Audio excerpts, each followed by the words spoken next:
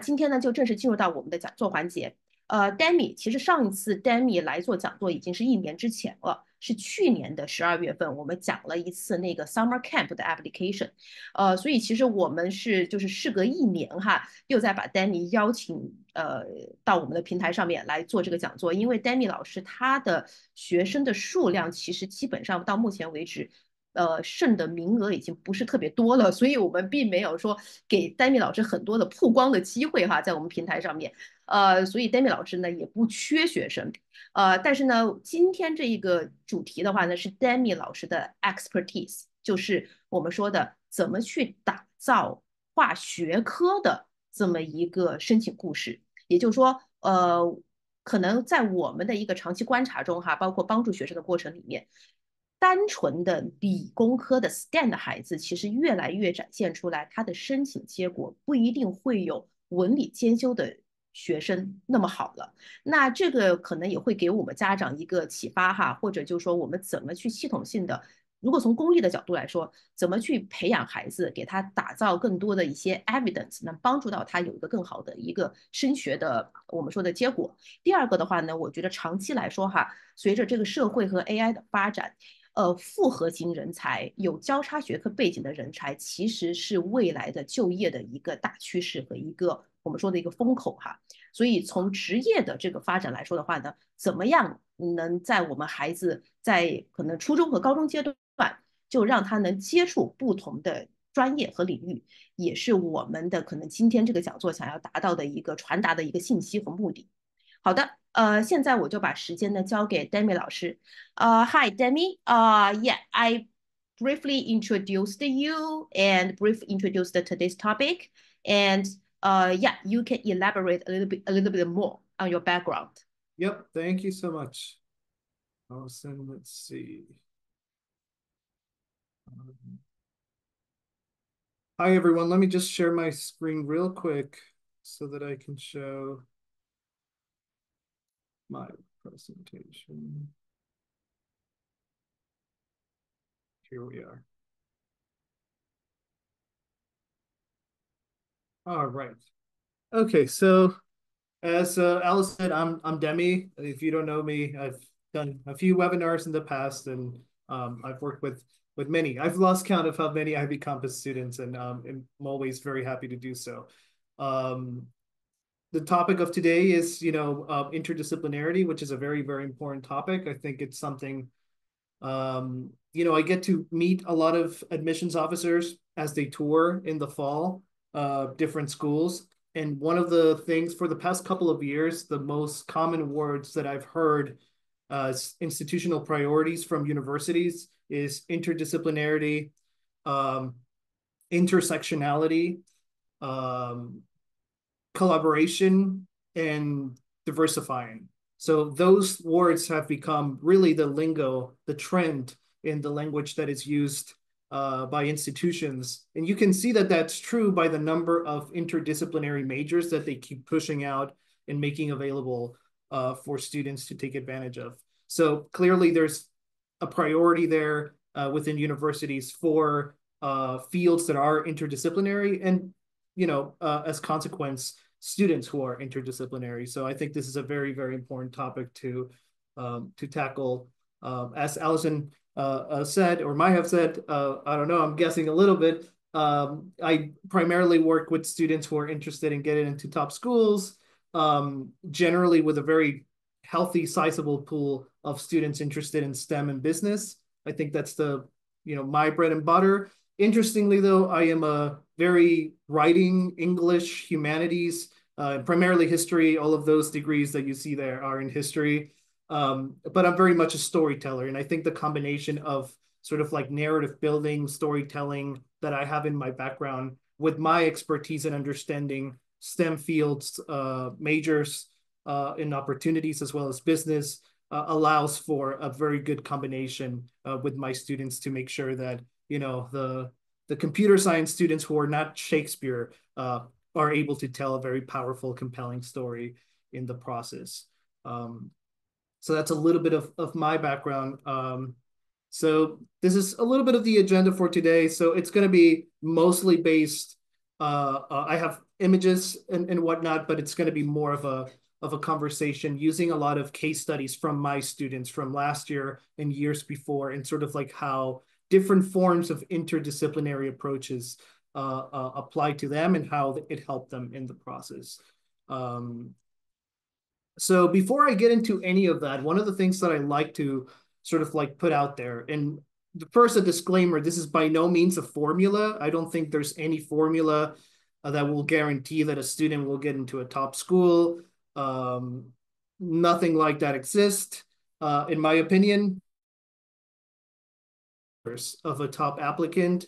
The first one is being a top 10% of the graduating class in both GPA and rigor. I say that very loosely. I think most of the high schools no longer rank, so it's not like you can know if you're in the top 10%. So this is mostly if you know you are a top student or among the top students at your school, great. If you're top 13%, does that mean you're out? Not necessarily, right? These things are all very subjective. You might be top 10%. I mean, you could be top 25%, 30% in a school that is very, very rigorous and incredibly difficult to do well. You know, that will have an impact. So it's all within the context of the school. So for some schools, it will be the top 2%. For others, it will be the top 50%. All of these things vary. This is a very general understanding that if you are in really high standing within the context of your school, which is always what matters, the context of the school, you're fine. So as a general guideline, you know, being a top 10% or around 10% of the graduating class is really important. GPA and rigor, what I mean by rigor is simply the courses that you're taking. So are you challenging within the context of your school, right? Some schools offer 20 APs, some schools offer none. If you have no APs in a school that doesn't offer APs, not a big deal, unless other students do take AP tests. So, you know, again, that's something that we can talk more about individually, but don't worry too much about those things. It's always about the context of the school. And if you're taking the most rigorous classes available within your school with the highest GPA, that's more or less what I mean there.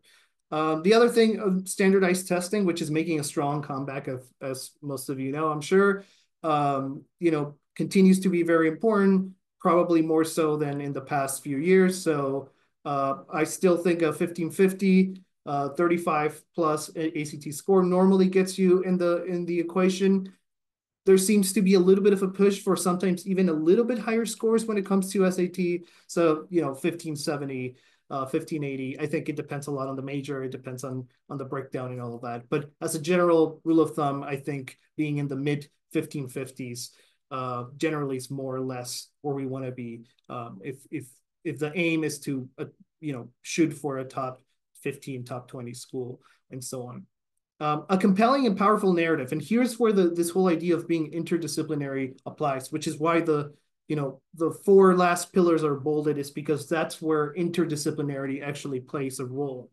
So how do you achieve a powerful and compelling narrative? Well, usually is by, you know, making sure that there's a narrative that is cohesive. So if a student develops an interest in a particular field, does the choices that they make curricularly, the classes that they're taking, say that also, as well as, you know, maybe competitions, summer programs, research and whatnot, which is similar to the idea of you know, a clear evidence of passion that's normally deliverables. So anything that it's tangible.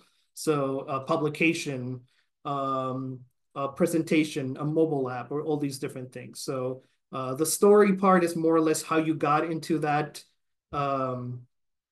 field, and maybe the story of how you've developed and taking different opportunities. And the clear evidence is sort of like the opportunities themselves, both curricularly, extracurricularly. So those two things are sort of like in conversation with another all the time. The last one, which is also in conversation with the other two, is a commitment to making the world a better place. This one is really important, and it's one that is sometimes overlooked. So if you are really smart and you have developed a very particular interest in, you know, a couple of different fields, and you're doing research and doing everything well, but you sort of leave it there and you are in the ivory tower, creating great research and studies for things, but not, giving back to the world. For an undergraduate application, that's often not great. So one thing that is really helpful is sort of like making sure that we're doing things to get back to the community, to make the world a better place, whether that's through a children's book that's written, or through a nonprofit that does something, or volunteering, or whatever it is that is giving back to the world. That's something that's really important. The last one, and I think this one is particularly important if the aim is like a top 5 school, is what I call the X factor. That's normally when you do something that's just completely, above and beyond what these other pillars are doing, right? So, you are chosen to be in the Olympic team for a particular sport, or if you, your mobile app that you developed gets, you sign an agreement with Airbnb and, you collaborate with them. Or if the United Nations wants to use your drones for something, those clearly at different level things. If you push legislation helped by, legislators from your state, those things that oftentimes are a little bit at a different level, those things can make a big difference. And that's what I call the X factor. There are different levels of X factor. There are different things that they could do. Are they absolutely necessary? Does everybody who will get into a top 5 school need an X factor? No. But, those are things that can be helpful as well. So this is more or less where the idea of interdisciplinary background comes into play, is it can play into this pillars really well, particularly the last 4. So what do we even mean by this whole idea of being interdisciplinary? What it really means, it just means that, you combine more than one field into a particular study. So there are fields that are inherently interdisciplinary. Anthropology, for example, combines, history, sociology, and different things into one field. Public health combines, biological elements with public policy elements, and that's interdisciplinary background. I will use the term a little bit more loosely. So I mean, like, an interdisciplinary application will sometimes in my case mean multidisciplinary or transdisciplinary, which are different terms and mean slightly different things. The term interdisciplinary, just so that, I don't have to change the term time and time again. So, and what I also want to point out is that interdisciplinary is almost opposed to this old idea that we had in this field of hyperspecialization. So I would say maybe a decade ago, if not even, less than that, there was a strong focus on hyperspecialized students, particularly with the biggest group of students that I help with, computer science. At some point it was, we go for coding, maybe a little bit of research, but mostly development of competitive coding, a Usical Platinum, battle code, and we do maybe develop an app. There we go. That's what we're doing. That's, a hyper specialized computer science, tunnel vision specialization. Nothing else. That, I think, is no longer a strategy that's very viable. I think it again, as the trends in different needs of an institution, universities, has changed, and I think for the better. I think, it's good for students to explore a little bit more, combine their different interests. And, there was a time where a student had multiple interests and they were like, oh, I want to do this, and said, no, you specialize in something and you move forward. I think those days are gone. I mean, it can still work for sure. I mean, for students, hyper specialists in math, for example, hey, if you do USMO and IMO, sure, it might work out for you, and MIT might work, but it's not a general a specialization that can work as effectively. It's not the most viable strategy, in my opinion. But this is more interdisciplinary is replacing this whole idea of hyper-specialization that in some cases we used to embrace a little bit more in the past. Something that I will say also about interdisciplinarity, we want to focus more on this idea of combining dissimilar fields and not necessarily like very similar fields, like computer science and data science, or which are different for sure, and they have different sets of things. But when we talk about interdisciplinarity, oftentimes we're talking about transdisciplinarity, which means sort of like humanities and engineering, right? So things that might be a little bit more radical in change. So interdisciplinary, again, often focuses in this whole idea. If you're sort of like math and computer science, sure, that's interdisciplinary, but not in the same way that history and computer science is interdisciplinary. So often the question that I get often too is sort of like this idea of, well, what about non-academic disciplines? Does that make interdisciplinary? Does that work? Like music or art? And absolutely. I mean, you could be interdisciplinary and have things that are non-academic, or that we are using the word discipline, but they might not be. I mean, sometimes it's a particularly specific field that we're using. So interdisciplinarity means many things, and it applies in different ways. And I'm going to guide you through like some of the different examples of what that means to me. And I'll give you some case studies and examples of my own students and how they've used that. So styles and approaches. So this is one style of being interdisciplinary that, it's effective in my opinion. So last year I worked with a student who was, I would say, interdisciplinary. Yes, the background was very much focused on computer science and education.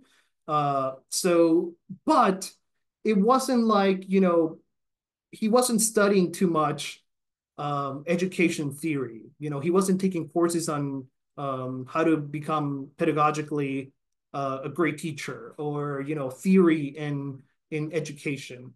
It was mostly finding computing solutions to educational problems or education problems, right? So this was a student who cared about education and really thought about education. A teacher, tutored many students, young and old, worked a lot on sort of like the education side of things, but a much more an active one, not a theoretical one, right? So a lot of tutoring, a lot of doing all these things.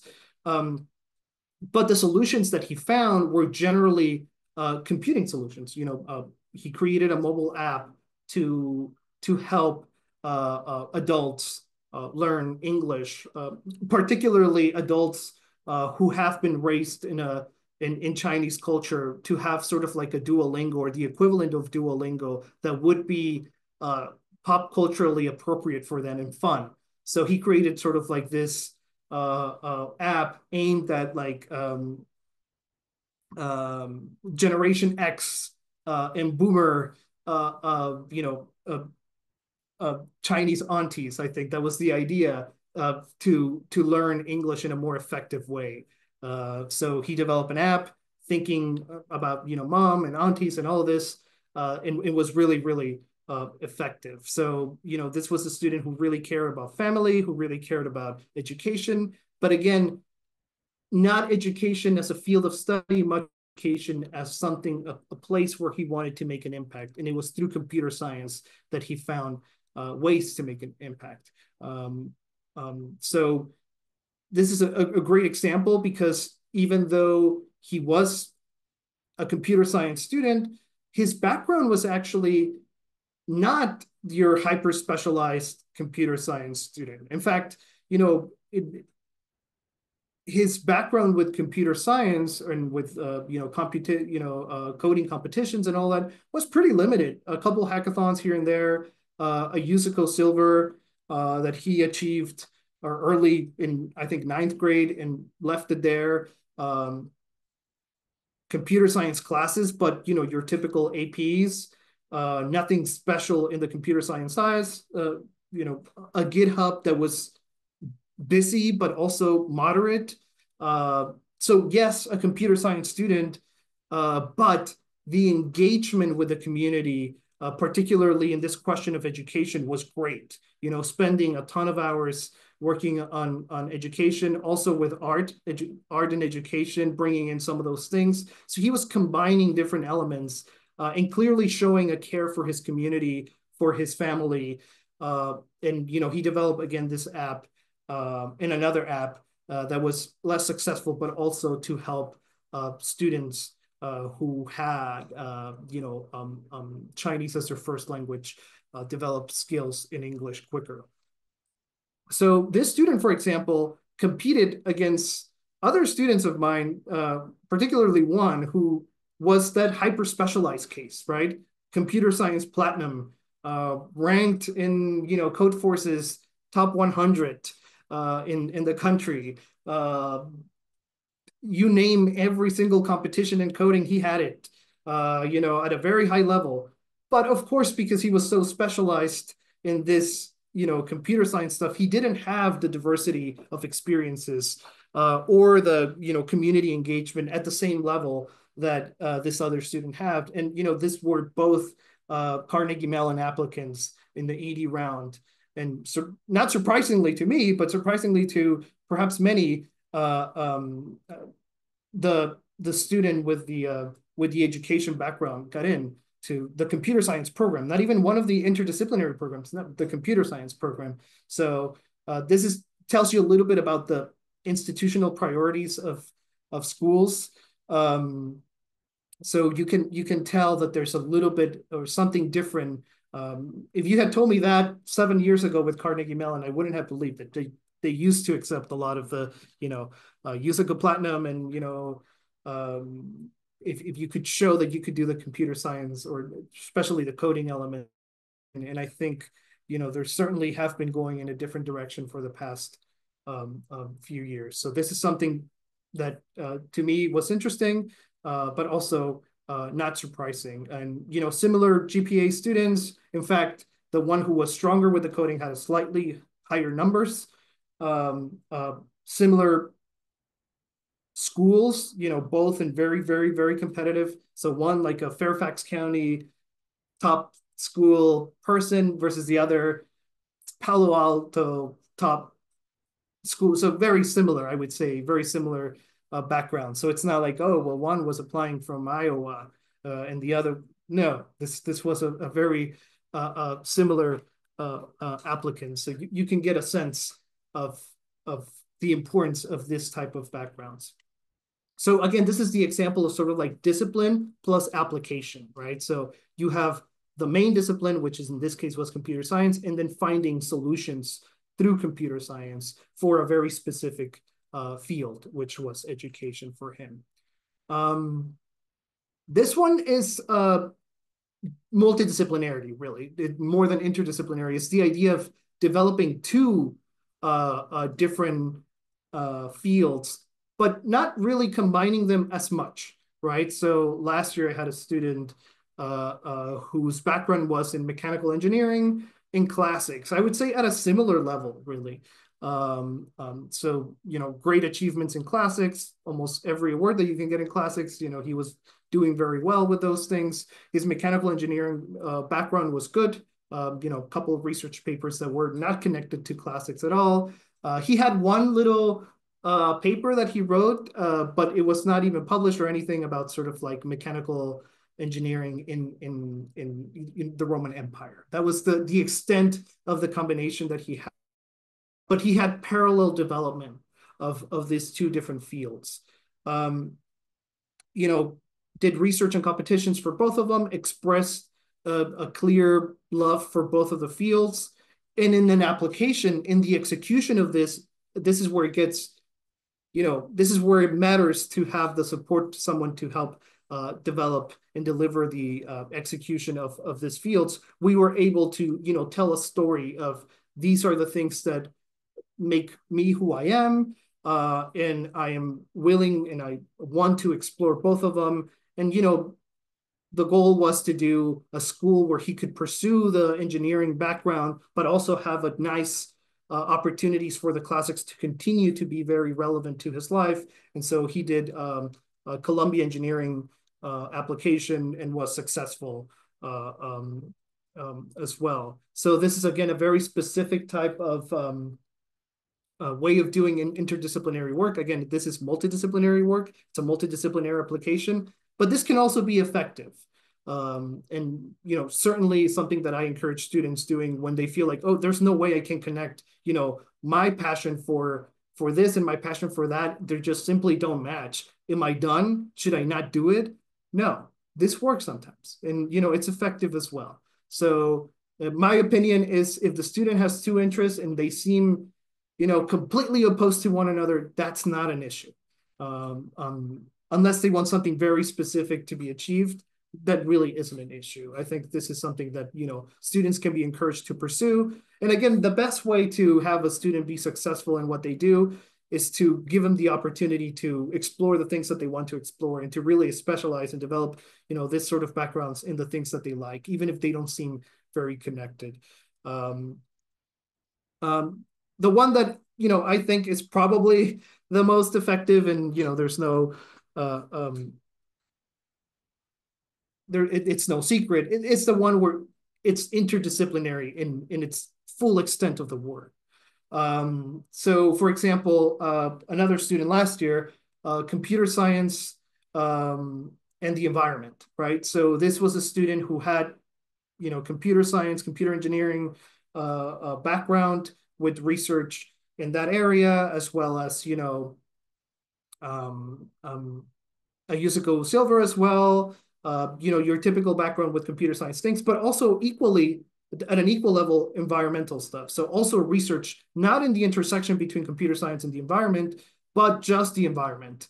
And also research on the intersection between computer science and the environment. So here we have, similar to this whole idea of the student with classics and computer science, a parallel development that then combined into an interdisciplinary focus for both. So there was research, again, on computer science, research on the environment, and then the intersection of both. He ended up developing like a mobile app that combined both as well as research, very effective research that combined both. You know, the student really worked on developing both at the same level. So it wasn't computing solutions for environmental issues.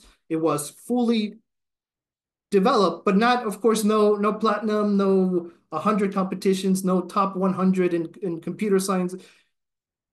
Just at a good level, both of them, and combined to create a very niche, compelling, powerful story. So because, again, you know, this background is more unique, you know, you cannot, if you focus on hurricanes and computer science background, that's niche enough, right? There are not going to be many people who have, you know, clearly, you know, 2 research papers on, or 1 research paper on a hurricane, and then another one on computer science, and then another one on, you know, the ways in which computer science can help with hurricane detection technology. That's not something that it's going to be very common. And I think that's when you can see that evidence of passion and, you know, a clear, compelling narrative is when a student is able to embrace 2 things, take it to the highest level that they can. I mean, do they have to, you know, do it at the highest level in the country? No, just showing that they could do it and that they were really passionate and in love with this field is really enough. Again, depending on what it is, the student applied for Cornell Engineering and was successful as well in an ED. All of these, honestly, in an ED round. So luckily last year was a good year, and out of my 15 students, 13 got into the early round. So these are all early round applications. So you can see that there are like many different ways to engage with interdisciplinary stuff. So I get this question of like, okay, but this has to be very specific, right? That means I have to combine them at the same level, or that I have to have computer like solutions for that. One field to find solutions for that. And the truth is, it is a little bit more flexible than students and parents often think. So it requires a bit of a conversation, yes. It might be a little bit more challenging to combine, certain things with others. And that's why we would have a conversation about it and we would work on those things. But again, interdisciplinarity, in my opinion, if the student is, motivated by it, it's definitely a winning approach. So getting a little bit more strategic, interdisciplinarity can be a great strategy. And this is in many cases, I'll paint this first picture, right? Let's say you are a ninth grader who loves, again, I'm using computer science a lot, but that's just because, again, my pool of students that I work with, but you could think of any other field. Let's say biology, just to change it up a little bit. You're a student who in 8th grade decided that, you love biology and you want to be a doctor when you're old, and then you go through 9th grade and that's true. And you maybe start engaging with a bio club and, you do some work with LLS and you donate and you shadow a doctor, and then 10th grade comes and you're still kind of excited about it and you give a shot to USABO, and then maybe you tried a little bit of MDO, you're trying the Olympiads, the medical Olympiad, the biology Olympiad, and that's fine. And then all of a sudden you realize at the end of 10th grade that, oh, actually, I loved my history class or my English class. I don't think I like it as much anymore. I don't think, the pre-med bio thing is for me. It's a very competitive pool. I can see my other friends that they were already very successful with USABO and NDO, and, they already got, 5s in AP Bio and AP Chem, and I'm so behind and I don't even like it that much anymore. Well, interdisciplinarity is there to save you. If the student says, okay, well, actually, what I did enjoy was my history class. And you can always then say, well, you can find a way of combining, say, history with biology as a way to help with that. There are programs, many programs, HIPS comes to mind. It's the UChicago has one that's like, history and philosophy and biological and medical sciences. That is fantastic, but you don't even need that. In general, you can always combine the two different fields and say, maybe write a paper for a competition, maybe Scholastic or Young Arts or Concord Review or National History Day or whatever it may be. You can find ways of doing, okay, well, I'm going to transition into the history of biology, maybe the history of medicine. And, there you could develop a different type of a background that still uses everything. It's not like, okay, the 2 years that I spent or invested in, pre-med bio stuff is going to go to waste. No, you combine them into a different field, and that can be very effective. So definitely that's something that you could do. There are cases where it's not that clear cut. And I've had students that, 1 year they loved biology. The next year they decided that they loved computer science. Then they decided that they loved sociology. Then they decided that they love philosophy. And guess what? Even for them, there's possibilities. There's, science, technology, and society. There are all these multidisciplinary, interdisciplinary opportunities that could be used in a narrative as well. So I would say the beauty of the interdisciplinary opportunities is that there's almost no wrong answer anymore. If the student is with the right guidance, is making the right decisions and how to combine things and, tells the narrative in an effective way, I think there are ways to make a compelling narrative, even if different interests, which again, they're teenagers and perhaps organically that's what they would do, but they decide to hold on to something just because they think they should. And of course, when it's a clear narrative and they were interdisciplinary since the beginning and, there's a nice dance between two different fields from 9th grade to yes, that's better. That looks better. It's cleaner. It's a better narrative. What I'm saying is it's never a lost case. We can always work on a particular interdisciplinary approach that as a strategy can be incredibly helpful. And this has helped, I've had students get into STS programs, the UPenn STS program with this. The example of the biology, computer science, sociology, and philosophy is an actual student.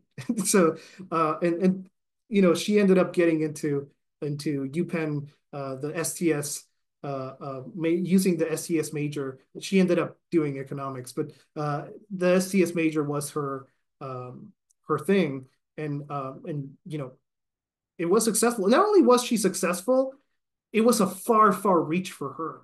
Like I had estimated she would get into like a top 25-ish school, and then she got into UPenn. So again, not only was it effective, it was like surprisingly an overachievement as well. So these are some of the things that you could do strategically with interdisciplinary approaches as a strategy. But I wanted to talk briefly about sort of like this combinations that I think are they're not comprehensive. There are many others that are very effective, but these are the ones that I have seen to be very, very, interdisciplinary friendly. One of them, of course, is computer science, because the deliverables are very versatile, right? You can make a mobile app about anything. You could make, computing solutions to anything. Projects can be very flexible. So if you have a computer science plus X, and that X could be really anything, it could be art, it could be history, it could be biology, physics, whatever you name it, it's generally going to work. So again, for those students who love computer science and are scared of the hyper specialization that can go through with it, this is a nice way of combining different things. And it will make them a more attractive computer science student, but it also might make them a more attractive whatever the X is. If they end up feeling like they will not have a great shot as a computer science, having a computer science background in whatever field will make them a more attractive whatever field applicant. History, I mean, not because I'm personally connected to this field, but it is a one that you can also connect to basically everything. Biology, any field, engineering, any field can really be connected to history. And the great thing about history is that there's so many like competitions out there that work out really well. If you look at the writing competitions, they generally all have like a history component. So whether it's Concord Review, National History Day, but even like John Locke and Crimson, Bennington, any type of competition always has a certain connection, or you can make that connection to history. So history is one that, again, connects very well, but there are also many opportunities to do things with history. And of course, the beauty of it, that it's also not the most competitive field. So not many people apply as history majors, and where you are able to combine, for example, if a student is planning to become pre-med, but they apply as a history major in a combination, but they also take advantage of biology things that they need to learn so that they can be strong in college. This could be a great combination and a great strategy. Art, art is probably the quintessential field. Again, not a non-academic field, but it allows for great things like a portfolio. I mean, last year I had a student whose background was basically physics, great physics background, really good stuff in art. She wrote an illustrated book that had like, explaining art for teenagers and with a lot of art. And then she had exhibitions like art exhibitions where artists, including herself, presented a gallery of a lot of paintings that represented some kind of a physics concept through art. And she had a beautiful portfolio, and it was all about this great dynamic between art and physics, playing with these tropes of how different they are yet very similar.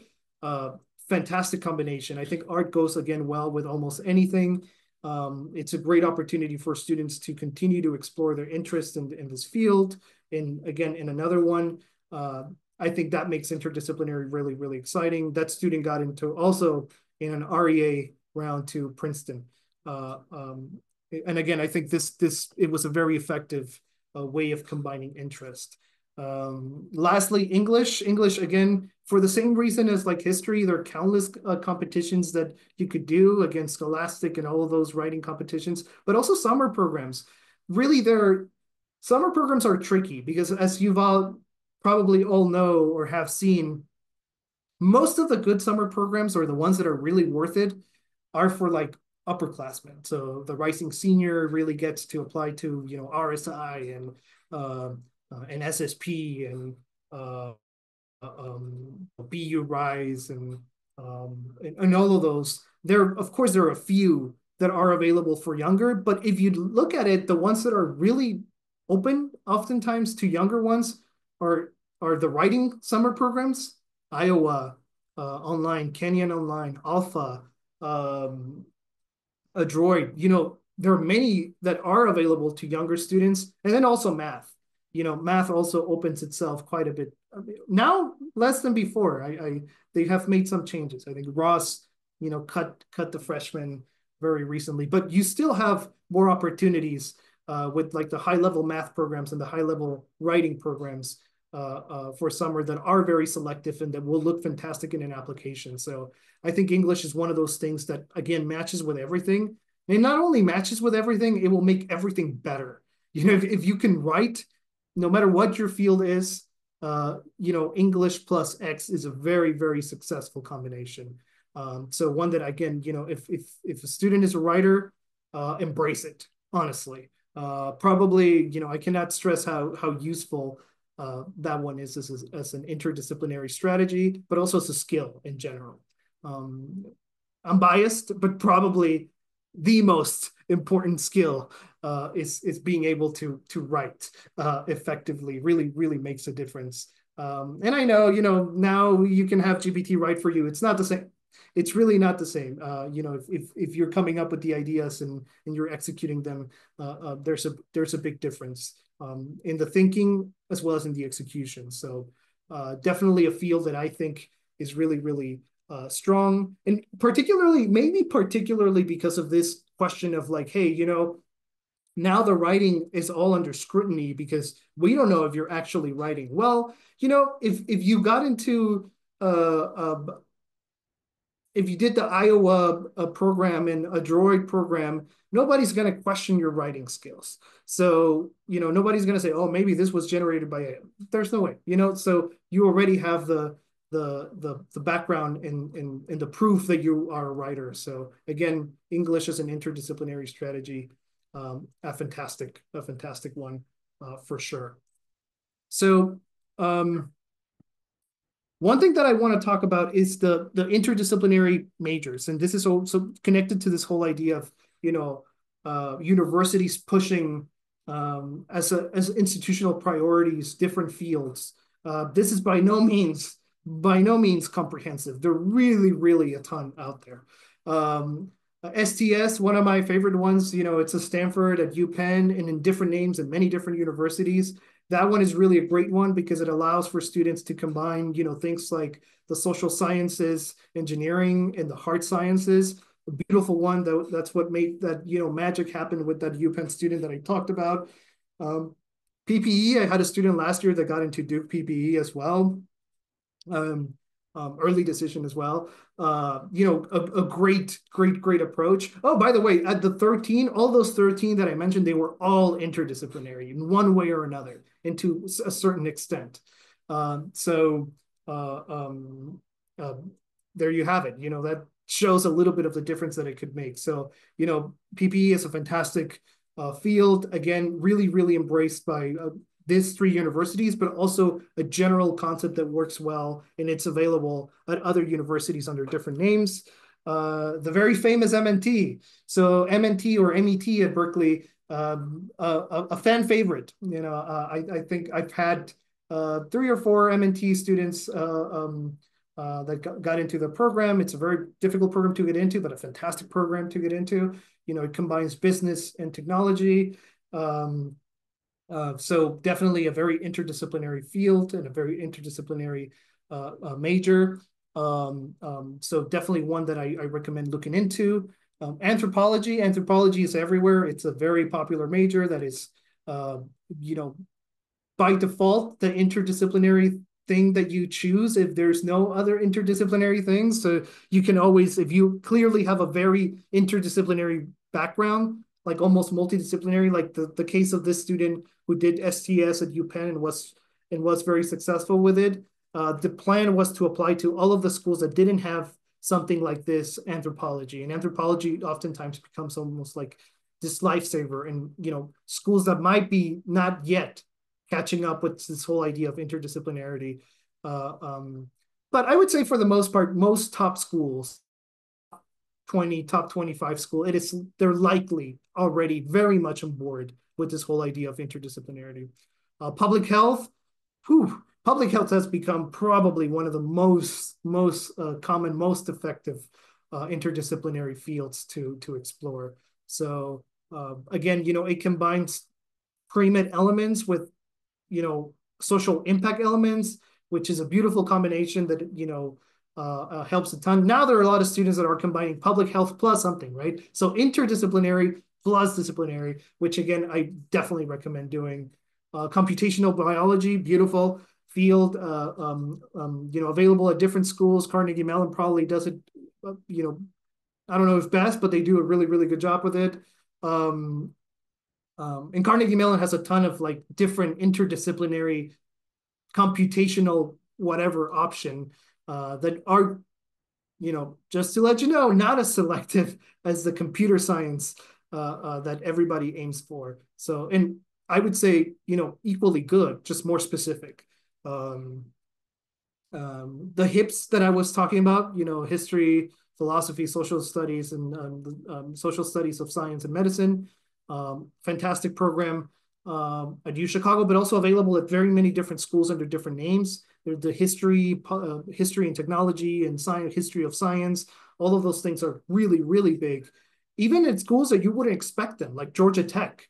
Georgia Tech has like a history and technology major. So even at places that you would feel, oh, this is not the place to be interdisciplinary. They just want the very best and in the very specific field and hyper specialized. Even them are making a change. And by even them, I mean Georgia Tech, I mean Caltech, and I mean MIT. My last year MIT student didn't have specialization. No USMO, no anything like that. Very high level extracurriculars, yes, but none of them that told a story that was of like highly specialized. So even MIT, Caltech, Georgia Tech, whatever tech, they're also embracing a lot of this.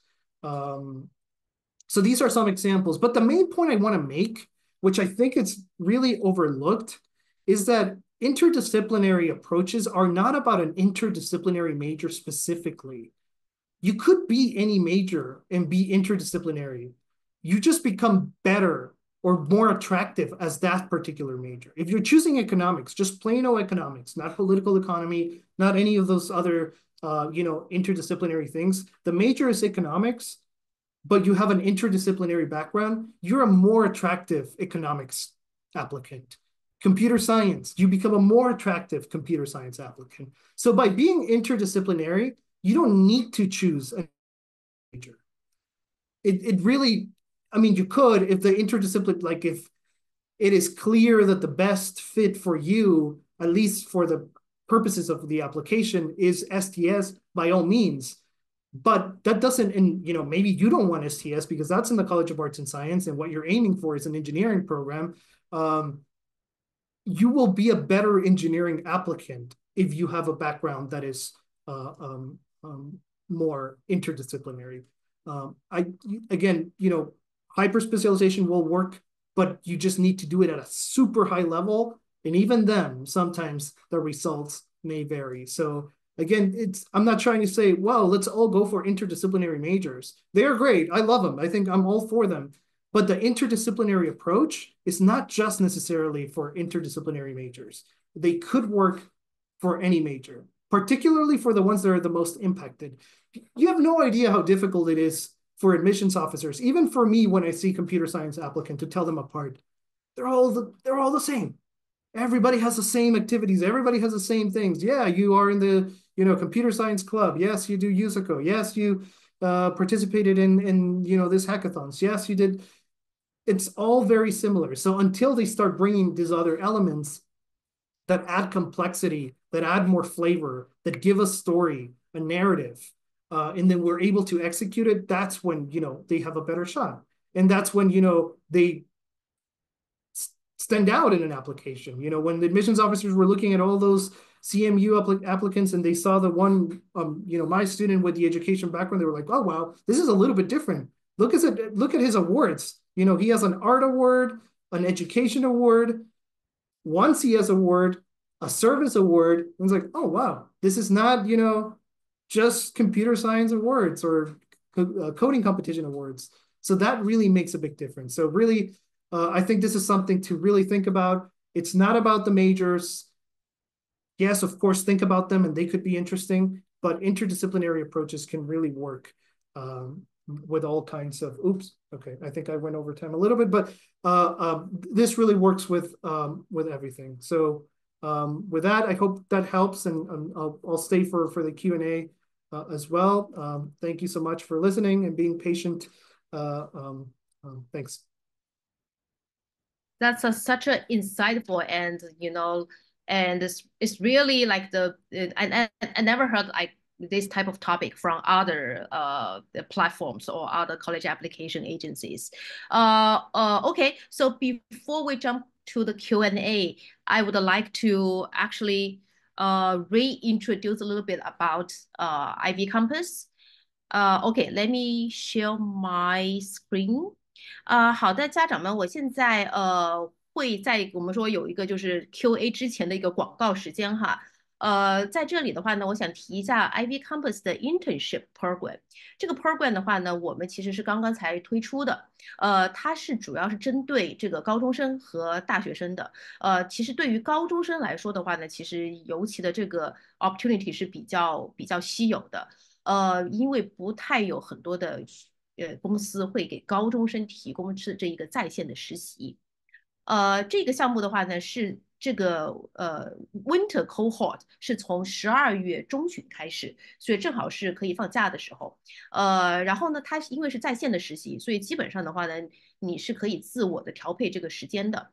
大家看到屏幕上面的这些所有的这个 fields， 我们其实都有相应的 startup 公司，所以我们基本上是和 startup 公司合作。那其实 startup 的它的这个 founder 或甚至是他的高管，他会自己来带学生，而不是说只让学生做一些端茶送水，或者是比较我们说那种就是秘书式的工作，因为那种工作其实是没有太多的意义的。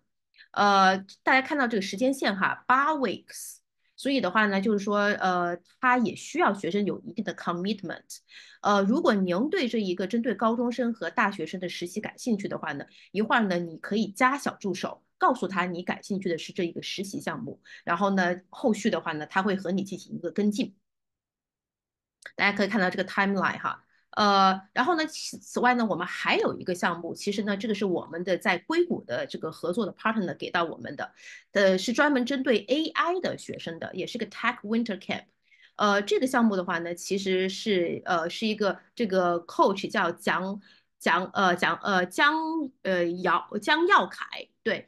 他的话呢，其实您是可以在这个查到他的一些新闻的。他是一个非常成功的连续的在 AI 和这一个技术领域的一个连续创业者。他自己的话是那个卡内基梅隆毕业的。此外的话呢，TA。他其实现在目前呢也是在硅谷的大厂工作，他是哈佛和 CMU 的这个毕业生，这两位呢也会带专门 AI 方向和 Computer Science 方向的这个实习生，主要也是针对我们的这个比较有能力的高中生以及大学生的，所以这两个项目的话呢都是和实习相关的。您如果感兴趣的话呢，您可以扫这个小助手的二维码，后续的话呢我们会来帮你进行一个对接。好的。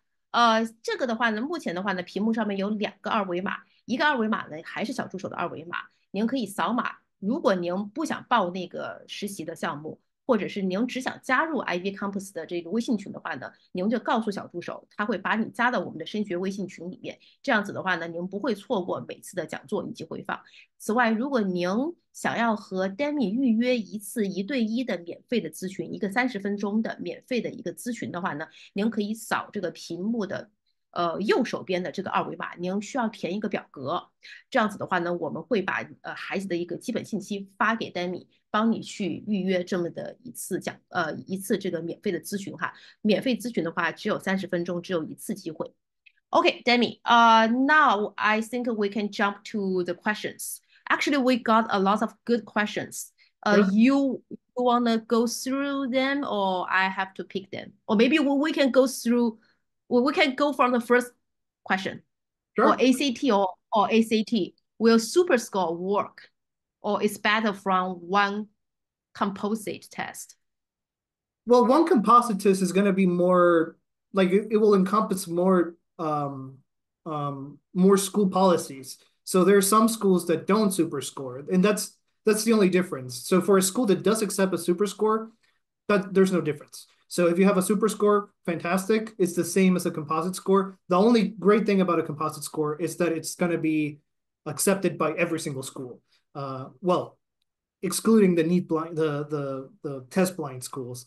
But yes, so I would say there's no difference if the school is if they allow super scores, but the only benefit is that Georgetown and MIT will also prefer that. I remember super schools actually, if you submit your ACT, they will require you to submit like all previous tests. Yeah, you too. Yeah. Some schools do. Yeah, so we encourage students to prepare to take the ACT, not just like, hey, show up and just take the ACT. So prepare for the test. And if you could, like get the perfect, get the score you want, like taking 2 times or 3 times, that's good. But don't take also, it like historically, if it's more than 3, it starts to get harder to improve. I think normally, 3 is kind of like the magic number. So, don't take a test when. My suggestion is typically take a test when in the practice test, in the full practice test, you're already scoring in the 1500s. That's probably where you want to start taking tests. Okay. So the next question, I think that's a very, very good question and always confused student and parents. I heard Ivy League schools don't like well-rounded students, but having a clear theme. Is that trend changed? I think that's a difference between well-roundedness and the interdisciplinary, right? Correct. Yeah, and I think that could be. And oftentimes the difference is the narrative, to be honest. Like there could be, I could take a student that seems well-rounded and turn it into an interdisciplinary student with the right sort of story that they're telling. It is true. If a student doesn't have any sharpness, any spike, any type of element of showing, hey, here's my interdisciplinary components, here's how I combine things, here's how I do things, it often can be a little bit of a challenge. So I'm not saying, develop 10 different things at the same level and then just let it slide or let it just apply like that. I would say there must be a narrative and ideally a way of approaching it that combines things, because even though schools are moving away from hyper specialization, interdisciplinarity, multidisciplinary, transdisciplinary, all of them imply a certain cohesiveness between the activities that are happening. And so certainly there should be cohesion between the different things that are happening, and there shouldn't be like just islands that are 7 different islands in your application wouldn't necessarily be something that's helpful. In fact, it's something that it's difficult to write the essays for an application where you have very different things and there's no cohesion, which I think this ties to answer another question that I read there. It's like the question of like going undecided. Is that something that's good or bad? And the truth is there's nothing wrong with undecided. In fact, I had a conversation the other day with the Yale admissions officer that said, oh, we love our undecided applicants. The issue with it is that it's really hard to write a narrative when you're undecided. It's difficult to write those essays in a way that's cohesive because undecisiveness doesn't really like a direction. So even though it could work out, it's just more difficult to write the story for an undecided student. Okay, so any ideas on what other field could be combined with music? Oh, music. Yeah, that's an interesting one. Engineering can often be combined with music. I've had, in fact, I have a student right now who combines sort of like material engineering, material science with music. That's a good one. Philosophy and music, history and music, music and business, computer science and music. All of the ones that I mentioned in the, something plus X, I think music can be combined with all of them in a pretty good way. So yeah, I think music I have some is a versatile one. Yeah, I have some very good examples for music plus X. So because we are IvyCompass, we have a very good music mentor, and he's very good at combine music with other fields. So we had students combine music with environmental science. How he combine it. So basically, he's a bird watcher. He loves watching bird. So basically, he know how to compose. So basically, he just say, "Hey, I observe the nature, and then I compose songs with the like try to copy how birds chirp or something like that." So it's still got some way. You still have some way to combine with unexpected field and music combined with psychology, very common because it could turn into music therapy, right? And music and math because they say rhythm actually is also a math.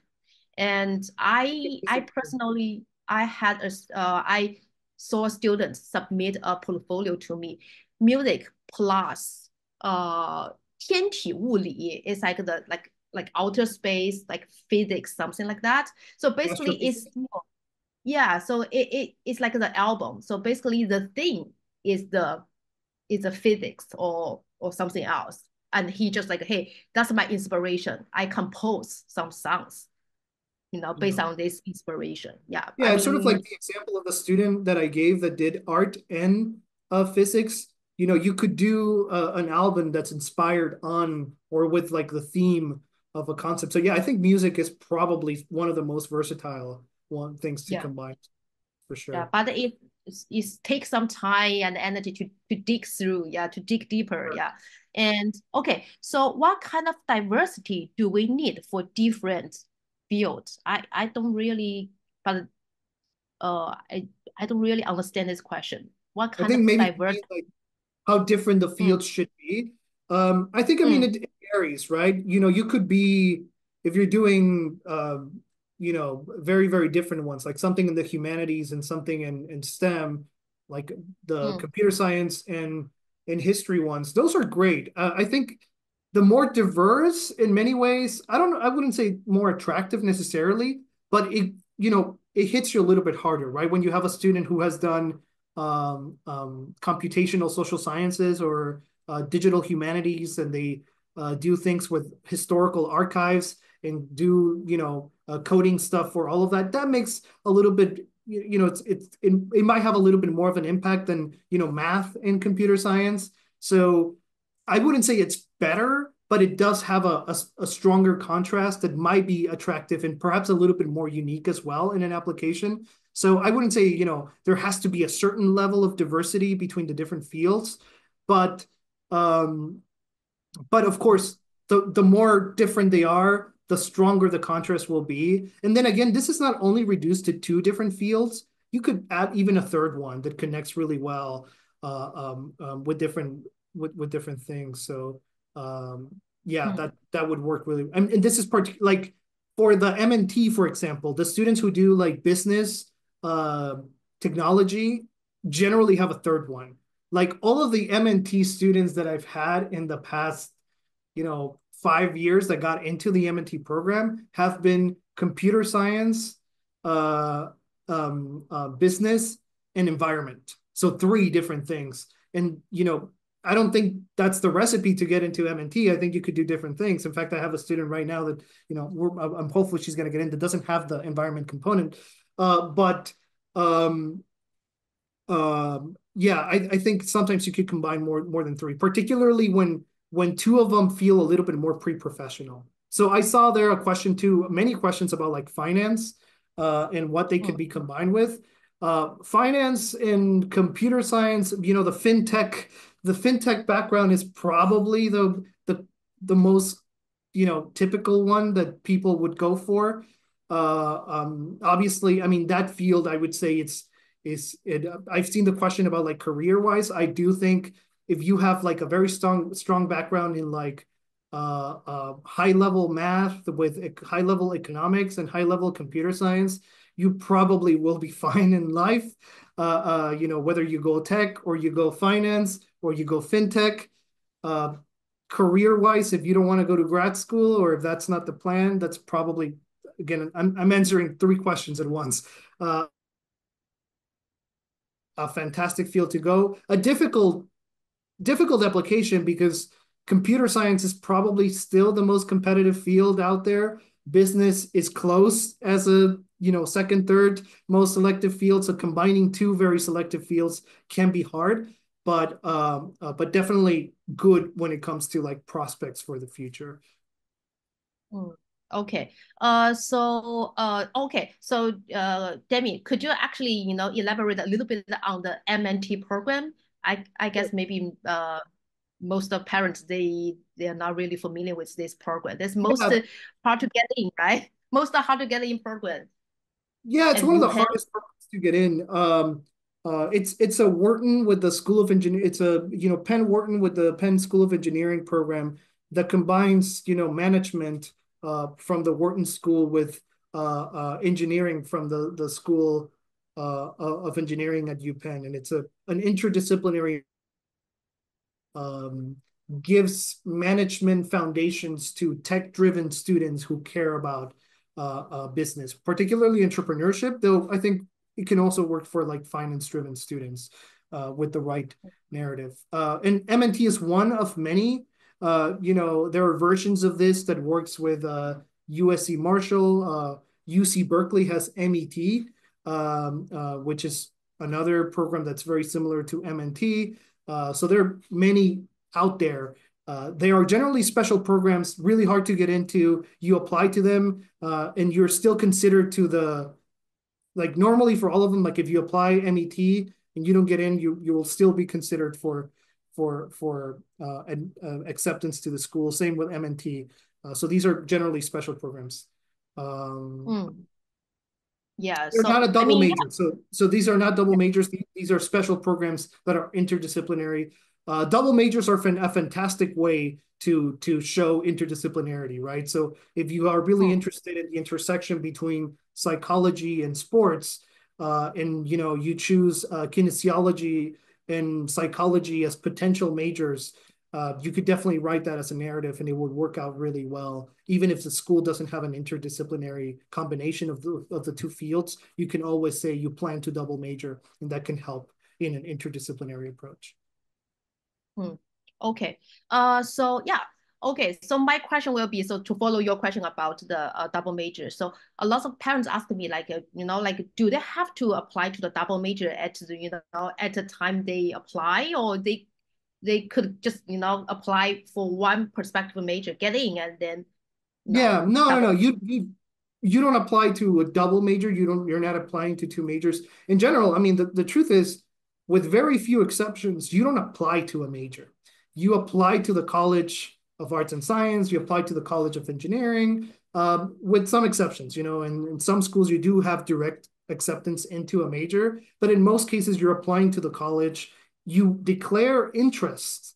Like, I have an interest in economics, and I have a secondary interest in psychology, and a third interest in mathematics. That doesn't mean that you have to, triple major. And those are more or less for them to have a sense of where you're going to be going once you're in the college. But no, you generally are applying particularly, you're showing a first choice interest in one particular major, and that's mostly what they're going to look at. You don't apply to two majors directly. Okay, cool. Okay, so this one is a good question. What computer competitions the student need to take, or get some awards at high school level, and then that would be helpful for applying for computer science major in college. I guess you're talking about the like top colleges. So any competition. I mean, if you ask me, if you ask me 4 years ago, I would say AMY, the U.S. Computing Olympiad, and then maybe one more that might be a little bit more collaborative, like a Battle Code or something like that. Nowadays, I don't even know if there's one that I would say. Generally, I think as a rule of thumb, we want to do AMC and qualify for AMY for anything engineering, computer science, math. I think, unless you're in a state where those things are not a thing and nobody knows about, in general, I would say, we definitely want to show that math background, an AMC, an AMY qualifications at some point would be good to have. Are they crucial and you're done if you don't have them? Maybe not, but I would definitely recommend having AMY qualification. If it's computer science specifically, I do recommend USICO, but not aiming for platinum. It's too much work, and it no longer.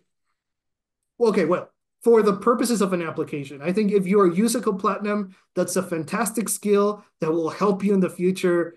USICO platinum would probably walk into the performance interview of a top tech company and do well. So beautiful skill, definitely worth it. But for the purposes of applying to a college, I would say a USICO silver would be good. And then, in my opinion, after that, hey, if you have a Scholastic gold key in writing, and that's where I would add the diversity of like competitions. Yes, you have the AMY. Yes, you have the USICO to prove that you can do these things in a competition level, but also you have maybe other competitions or awards that are from different fields to add to your background.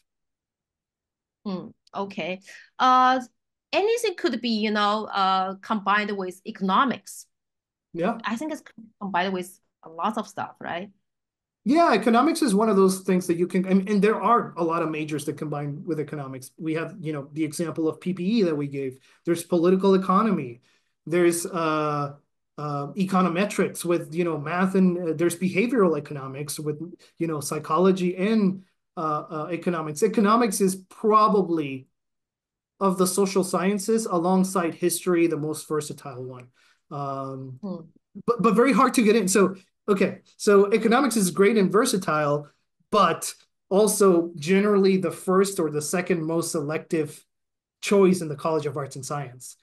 So keep that in mind as well. You could be versatile with economics, but it's a very, very popular choice.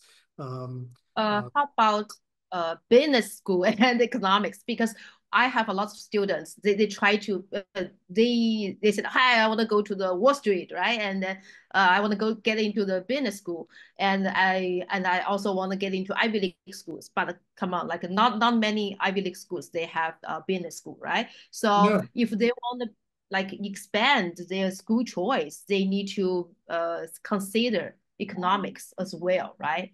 That's so right. when I have students go both path.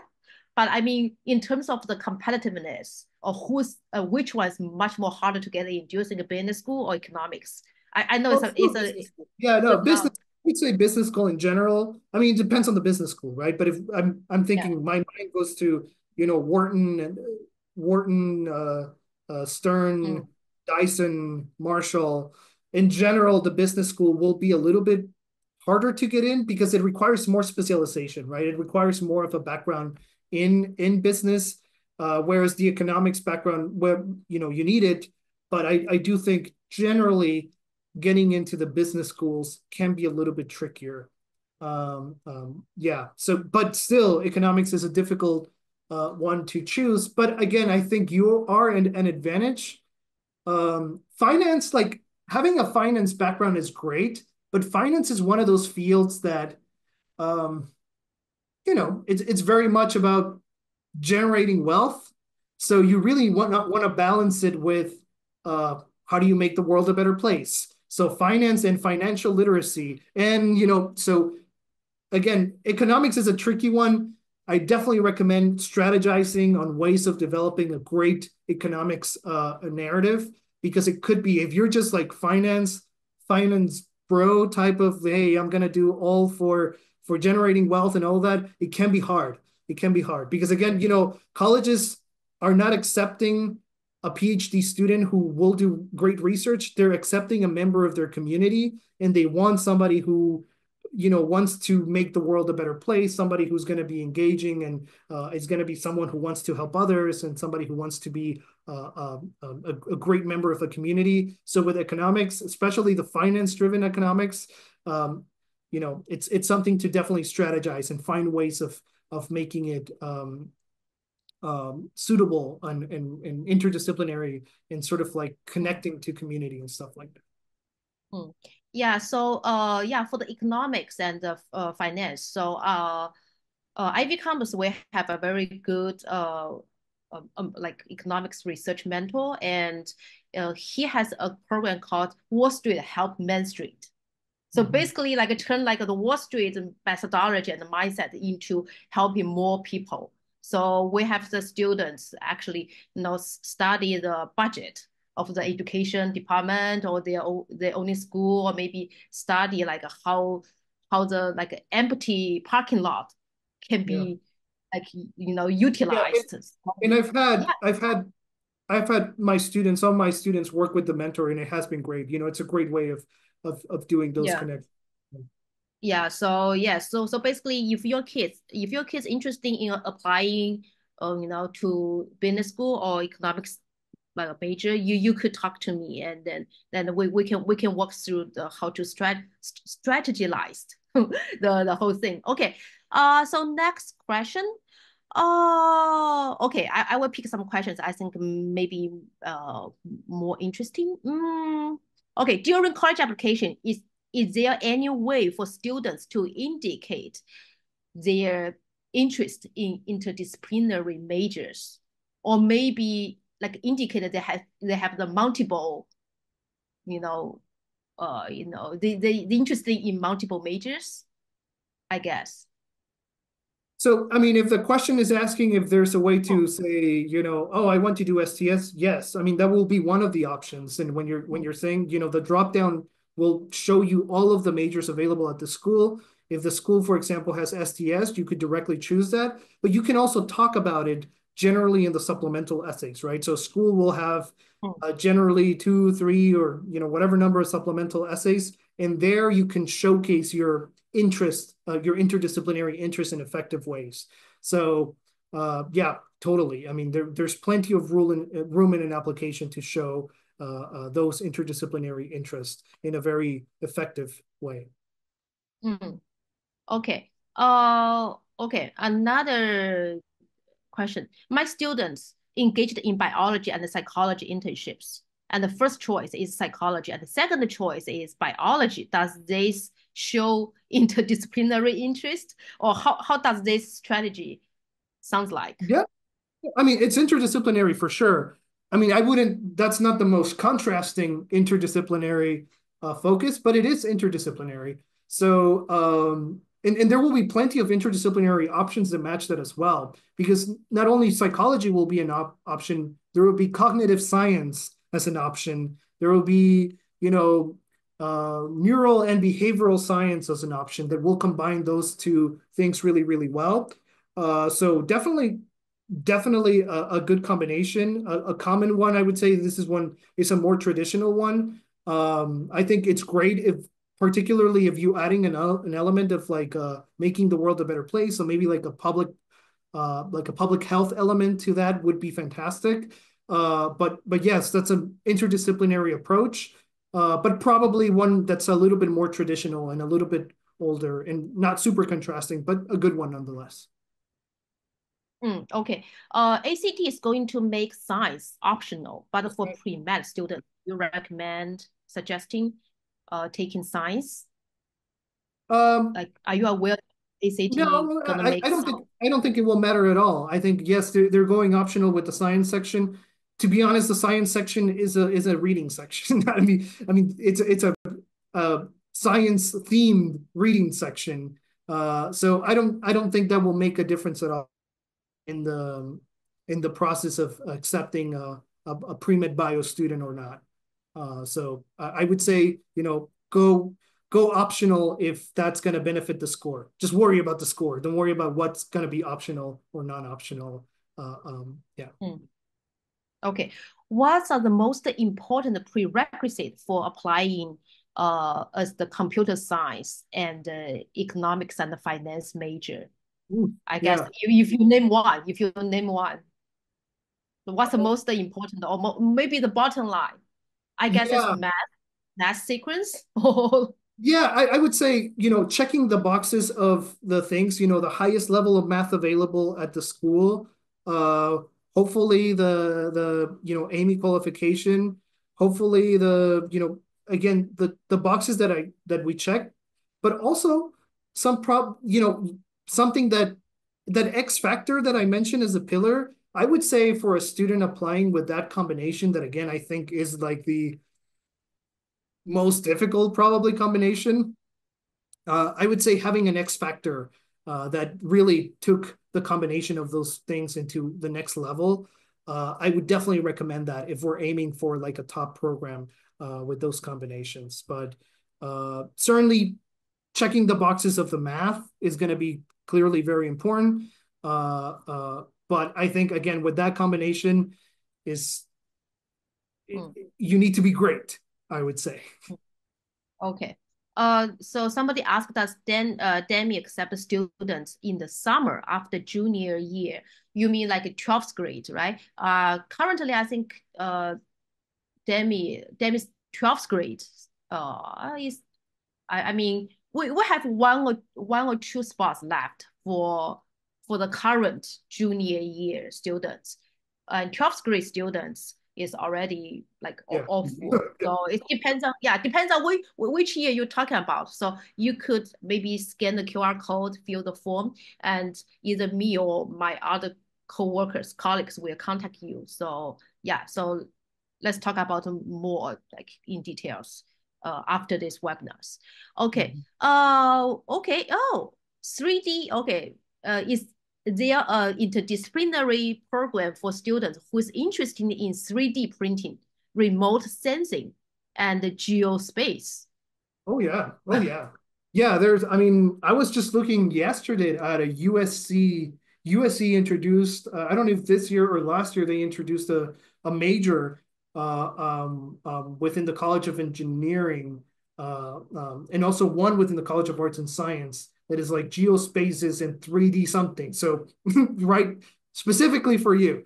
So there are probably that even if they don't have specifically all of those boxes to be checked, there will always be certificates and like minors and different things. I think most schools that have like an engineering and design type of program will have space opportunities, labs, and things for students with those interests.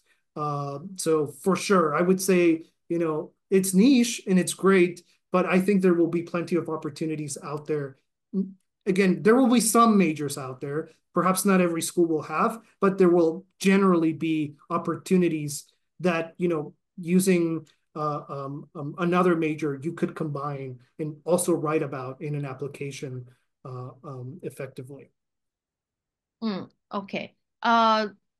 One parent asked this question twice, so let's give the direct answer. Could you just submit one ACT score if the school asks you to submit all your test scores?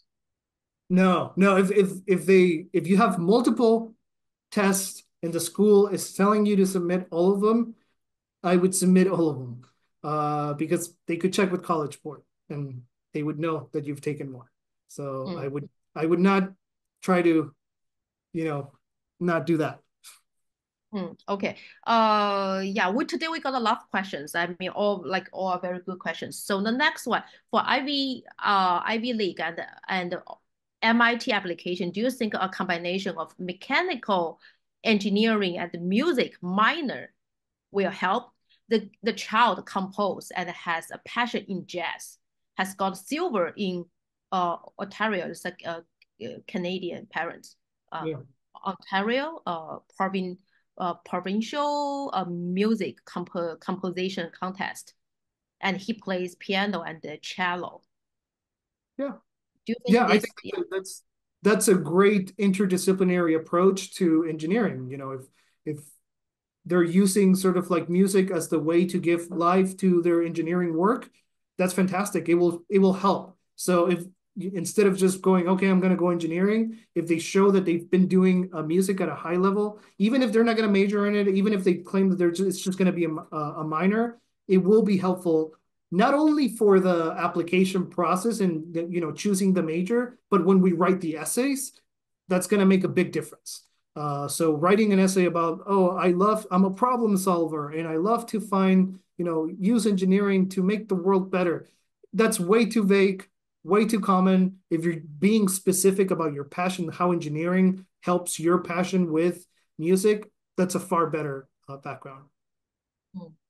So basically, I guess what Demi is trying to say is actually if you could find the connection between mechanical engineering and the music, not just like, hey, they just I would find a connection. Yeah, I wouldn't just keep them separate. I think finding a connection, especially with music, because music can combine really well, I think it could be definitely a good one.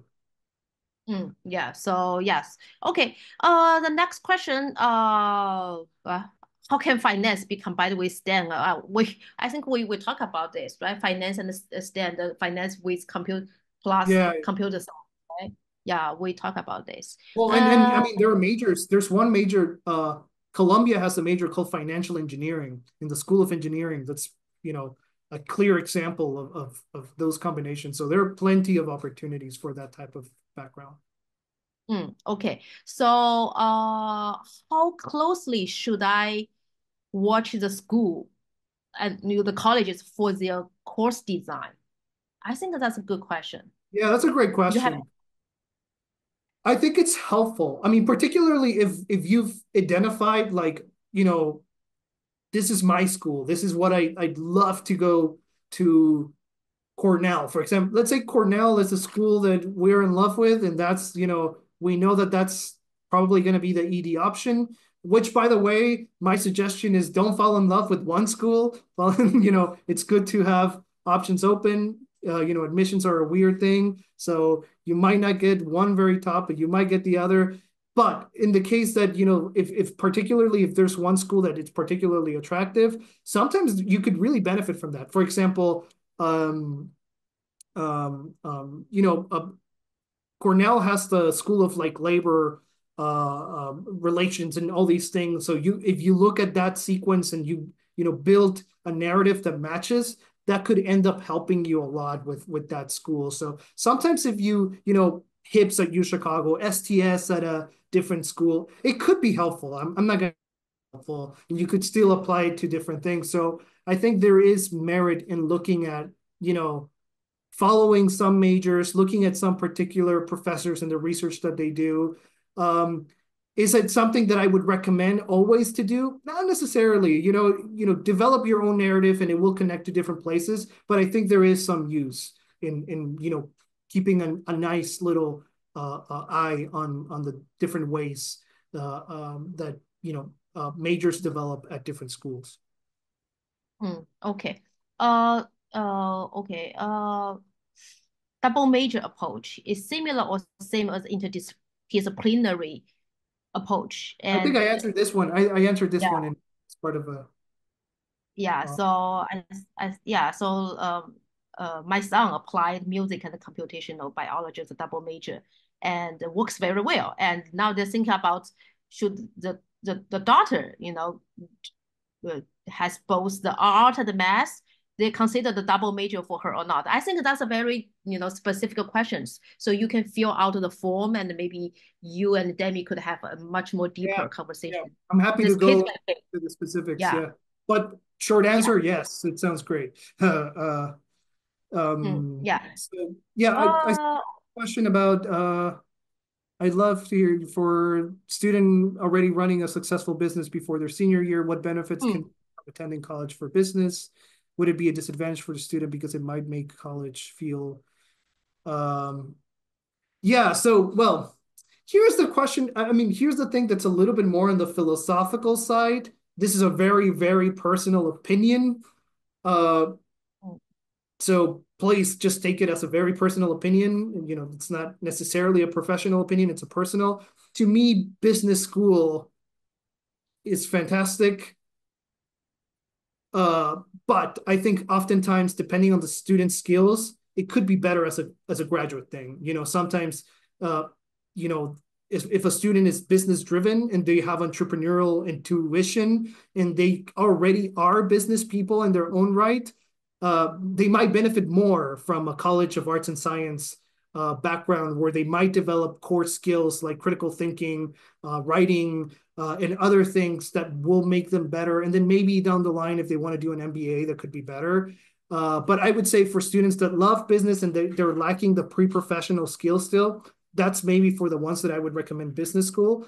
But in general, I think, business school is a pre-professional background, and you might miss out on some of the core developmental skills that you get from a liberal artsy college education in the College of Arts and Science or even the College of Engineering.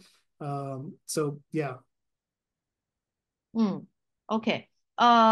So you can, Demi, you can choose some questions you think might be interesting. Let's see. Go ahead. Yeah. Yeah, that one's a good one.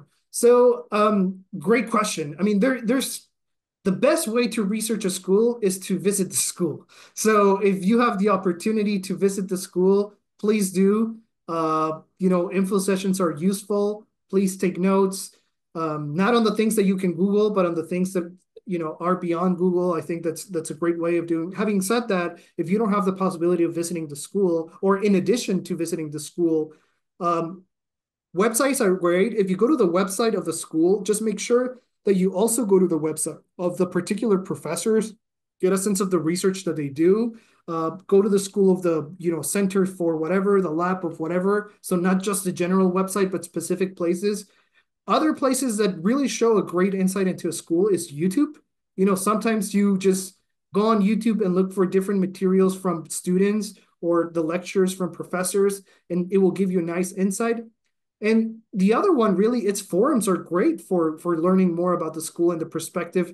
You have to take them with a grain of salt. Oftentimes, it's like 19-year-olds complaining about their experience. But Reddit, for example, is a great place to get like an insight into a school as well. So really, there are many different angles that you could take when exploring the school.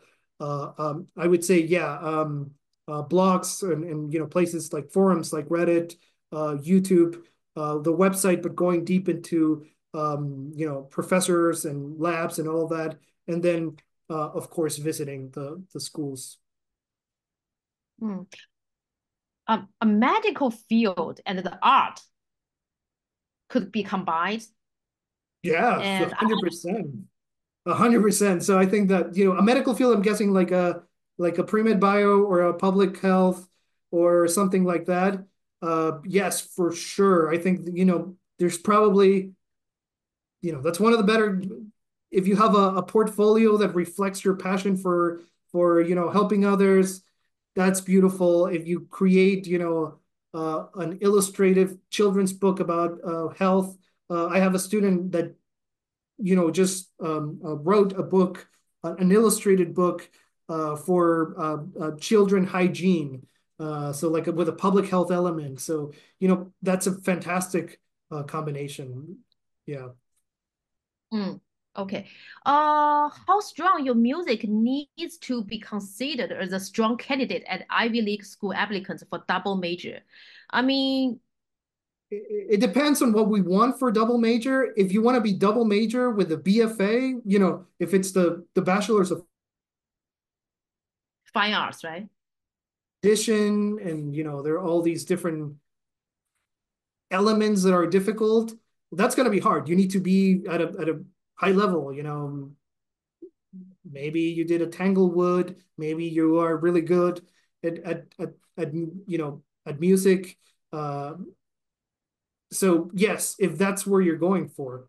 However, if the goal of double major is music in the Bachelor of Arts, like not the performing music, then to be honest, it's not that it doesn't matter at all, but it's far less important. So if you're trying to do double major music and another a major with the music major being an academic major, the performance is less important than the passion and interest in music. So that's the big difference. Okay. So materials engineering combined with sports, baseball. Oh yeah, it's great. Yeah. So anything materials with anything that requires a material is great. Some years ago, I had a student do a golf player who did research on clubs and developing better materials to build clubs that were more effective and accessible. So his whole thing was sort of like building golf clubs that would be less expensive, but also really effective to sort of like open the possibilities for people who might not be of like high means to purchase clubs of quality as well. So great combination. I think you could do the same for every sport. Even for soccer that doesn't require much equipment, a soccer ball research on, so definitely a lot of, or even like clothing kits and things like that. So materials engineering, material science generally is often thought about with like computer engineering and, materials as in alloys and things like that. It could work beautifully with something like sports.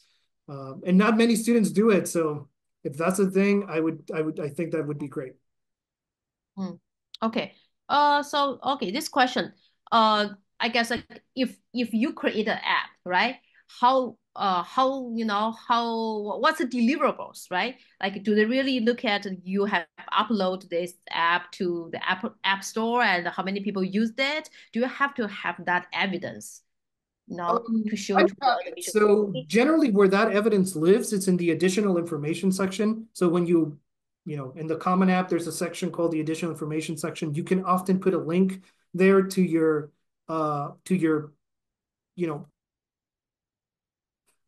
so if it's in the Apple Store or in the App Store, that's great. Will they check how many downloads you have? Probably not. Will they care much? It depends. I mean, if your app has been downloaded, 500,000 times, you better say that it has been downloaded 500,000 times. You better promote, you promote what you have, right? So if you have an app that is really successful and it's killing it and doing great, for sure promote it and make it so that they see it in one way or another. Let's say it's not the most successful app, but it's there.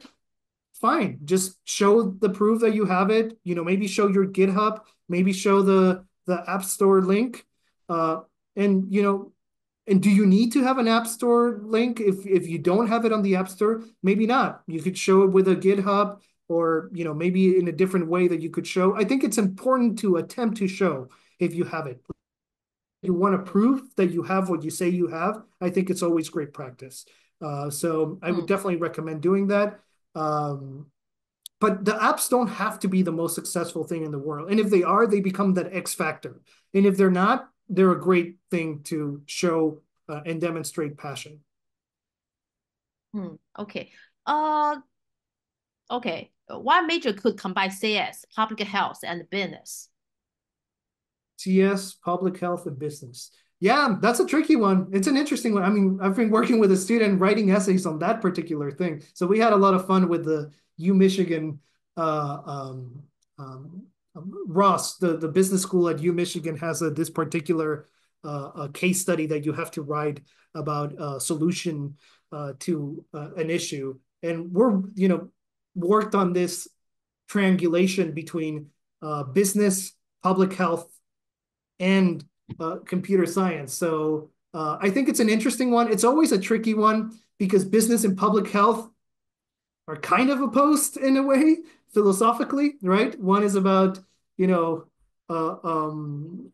accessible for everyone. The other one is about, generating. But there are business strategies that could make public health better. And that's generally the approach that you want to take. How do you use business techniques and strategies to make public health even more effective? So that's generally the angle. But I know it's a tricky combination, but it could be a really good one if approached correctly. Okay. The next question. I think we can we can finish the webinar at 11 p.m. Sure. Which is like 8 p.m. West Coast. Okay. My daughter has great passion with art and wants to go pre-med. She's done some volunteer in the field of art therapy, but the school teacher suggests avoid such activities because that is very niche. I guess you mean art therapy. So what do you think? No, I think art therapy would be an interesting area to explore. Would it be the only area to explore? Probably not. I think being niche in the competitive nature of a pre-med student is a great thing to be. So I would say art therapy, if she has the means to continue doing that, that would be fantastic. Of course, we also want a portfolio. And of course, we also want, that she's taking the highest level of biology available to her at school. And then maybe a competition there, and maybe a club that is a little bit more broad about, bio and medicine. But certainly that, as a project, as a main passion project, our therapy, I think that's fantastic. So now I don't want to say the teacher's wrong, but maybe, I think it could be more expansive than the teacher is thinking about. I would definitely double down on the art therapy as a way of doing health approaches. Yeah, I think art therapy, I don't think a lot of schools has art therapy as an undergrad major, but I guess like it's a great way to to do a project around it, right? Yeah, there's no art therapy major. I mean, that's it, but it doesn't matter. And it's basically goes to the last point that I made on the presentation, right? It's not about the major. It's not like, okay, well, we're doing art therapy, so we need to find an art therapy major. No, you're going to be a better biology or public health or biological sciences major if you have elements like art therapy embedded in your narrative. So I don't, the activities don't need to match a major that exists. Like it wouldn't work well that way, right? If all like, oh, I want to be I don't know, a physics major, and every single activity is just about physics, it wouldn't necessarily be very effective. Like you want to make sure that there is nuance, maybe a nicheness, maybe a little bit of flavor, maybe some interdisciplinarity. So I think it's a fantastic activity. I think it will make your daughter a far stronger applicant in the field that is, again, like computer science, sometimes like the pre-med bio students look very similar.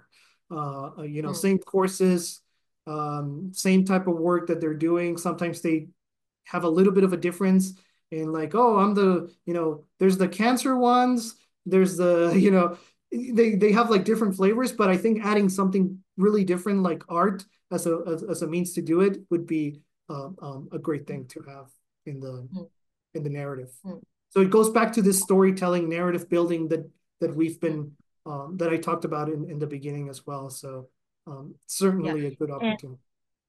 And the last question, I really want to pick it out because we mentioned the narratives a lot of times, right? Narratives. So I guess if interdisciplinary approach is actually basically you can combine anything together. But how it's like I can buy a lot of different ingredients, but how you cook it is very important, right? So I guess now it's come down to the narratives building. So what Wendy Lee asked a question for the interdisciplinary narratives. Can you say that you plan to do a double major in engineering and music? I guess don't tell me, show me, right? Sometimes we say that. So can you elaborate a little bit on the narratives building? Yeah. So I mean, the truth is, with interdisciplinary approaches, narrative building becomes even more important than ever, because it is about how you execute the combination of a narrative. And I guess I will address this whole idea of what is a narrative.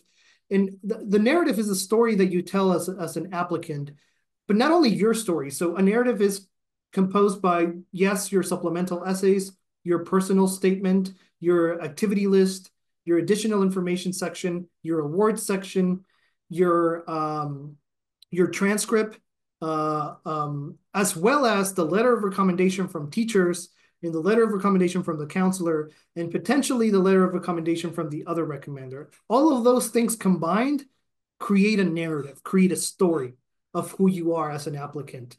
And the best way to execute that, and we can talk about this more as well. This is a whole nother webinar of like dealing with how do you build the relationships to get the letters of rec that you need, and all these different things. But the execution of that narrative will really, really be crucial. So it's how the decisions that you make when you read those 3 prompts of like, okay, Carnegie Mellon 3 prompts, how do you approach them will be crucial.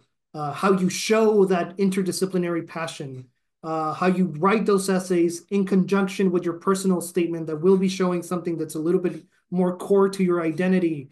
All of these things become really, really crucial. So, and I think it's very important that we frame that. If you did an interdisciplinary background and you go to the application time and you just wing it, and you don't really get intentional about writing this narrative effectively, well, the results might not be as effective as you might have planned. So definitely with interdisciplinary approaches, but also with any application, the narrative and the execution of the narrative is absolutely vital.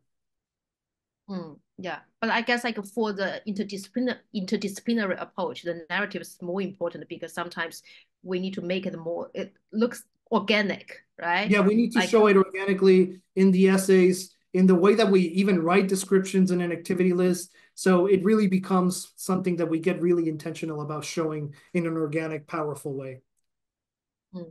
Okay. The last question. I think Daniel will ask this question tons of times. But I keep skipping this question. Besides USACO, CS major also look at AMY and AMC scores. Yeah, I would say. I mean, they want to make sure that your math is adequate, and this is not only for CS. I would say CS, engineering, math. They will generally. Again, I'm conflicted with the whole thing of they look for an AMC or an AMY score. I don't know if they actively look for it, but it really helps to have it. It checks the box of, okay, this student can do math, and it's proven by their, AMY qualification, is proven by their, high SAT score, but also, their highest level of math taken at their school. So I would say certainly I would have it. If it's possible, right? If the student right now is in 11th grade, and you know this past we just had AMC, right? So let's say AMC didn't go too well, but we are so far away. You know, do you want to invest 200 hours to get to that? Probably not, right? Let's focus on something else. But I think if it's possible, if it's attainable, if it's in close reach, I would certainly try to have an AIME qualification for CS, engineering, and math. For biology, I see the question, is it no, I wouldn't say in the same way as for CS and for the others, not necessarily, though it's helpful, it's nice. You know, being able to do math will be great. Yeah, AIME qualification is difficult to get. I mean, it really depends on the context of where you are, right? So for some students in New Jersey, Virginia, or say, you know, Palo Alto, they've qualified since 9th grade every year, right? So, you know, it depends on the context too. So if you're in a context in where most people don't have an AIME qualification, you know, it might be less necessary. So the more common it is around the people, like the people around you, the more necessary it becomes. It's always boils down to context. So please remember that. It's always about the context, right? If you are, you know, somewhere where these things are not well known about, and, you know, they're not understood and they don't happen very often, therefore you didn't grow in that culture, it becomes far less important. If you're scoring around an 80 and you're still like on the, I would still go for it. Yeah, I would probably still do it. I guess like it's boiled down to sometimes like the contrast, right? Like bring the surprise to people. Yeah. And right, bring the surprise. If I'm an Asian boy, I'm very good at breaking dance, right? And something like that. I mean, or the Asian boy like study math, but also good at ballet dance, something like that. I mean, I guess it's sometimes have the contrast and make so a lot of these things that we're talking about, like, you know, for CS, the AIME thing, the USICO thing, those are kind of like, you know, I'm not gonna say they're givens, but they are very common and they're kind of boxes to check. But what will make the difference once you pass those filters, it will be the contrast. You know, when you bring something that's different. Oh, you also love history and you've done, you know, archival work and you transcribe and you build this program that helps you know, process archives. That is a contrast that will be interested. So definitely. But I would say, you know, generally speaking, there are certain things that you want to have as an applicant for CS, and that would be, you know, having one of the highest levels or the highest level of math available within your school, if possible, you know, the AIME qualification, if possible, maybe a USICO. If you have like a niche focus, like if you're interested in cybersecurity, well, you could do, you know, cybersecurity like the Patriot one or something like that. So I think those things are useful. But again, yeah, bringing that different focus like we did with, you know, the student that I talked about with education, that's fantastic. 我现在还会把那个二维码呢，还有那个就是 link 再放一放，然后呢，大家呢，您可以扫小助手的二维码，您也可以同时就是说 fill out the form and we will schedule the free inquiry meeting between you and Demi. Demi 目前11年级呢没有太多的空位了，因为就是每年我们就只带 certain number of students， 10年级和9年级还有一些，所以就是说如果您想要和 Demi 约谈的话，或者了解他的这一个 service 的话呢，您可以尽快填表，我们尽快帮你安排。Okay, Demi, so thank you so much for tonight's very fabulous and insightful webinar, as always. Thank you, everyone. And, great questions. Thank you. Bye-bye. I will share my screen again and show the QR code. So bye-bye. See you later. Thank you.